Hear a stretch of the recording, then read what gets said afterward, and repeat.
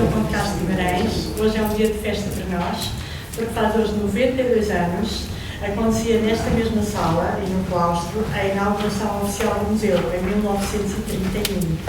Embora o museu já tivesse aberto ao público no início do ano de 1931, foi neste dia, há 92 anos, que foi a inauguração oficial, logo com um programa cultural intenso. E, portanto, todos os anos nós celebramos esta data, sempre com iniciativas que nós gostamos que sejam de maior pertinência e qualidade dentro da identidade do museu, que é o caso aqui desta exposição que nós vamos inaugurar hoje, e também do trabalho que o professor Nelson Ferreira está a fazer, e que já faz há alguns anos em Londres e em Portugal, e agora estamos a trabalhar com o Museu Conde de Castro de Guimarães. Nós, portanto, como sabem, o museu está na origem de um legado que foi feito pelos Condes de Castro de Guimarães à população de Cascais, em 1927, mas, entretanto, ao longo destes 92 anos, foi aumentando muitas suas coleções, destes 92 anos enquanto instituição zoológica.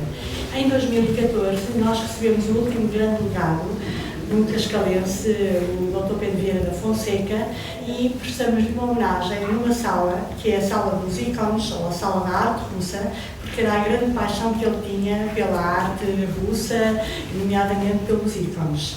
Qual não foi o nosso espanto quando, há cerca de um ano, uma amiga do museu, a doutora Cristina Weber, nos colocou em contacto com um trabalho que o Nelson estava a fazer, e também já tínhamos tido algum feedback através das aulas que ele dava com o Museu Nacional de Arte Contemporânea, portanto o FUNGH, não é? Era o FUNGH das Artes das Crianças. Uma colega nossa, a Laura Feteira, portanto, ela aliás participou, assistiu a algumas dessas aulas, e portanto já também não era nenhum ilustre desconhecido. Mas eu então, neste dia nós fazemos questão de apresentar sempre iniciativas e exposições com imenso prestígio e que nos ligam muito ao museu. E é assim que eu apresento agora o Nelson, que vai fazer a palestra, e depois convido-vos a visitar a exposição temporária com as obras dele, sendo que uma das obras é apresentada pela primeira vez ao público. Exato. Obrigada, Nelson. Obrigado e parabéns ao museu, 92 anos.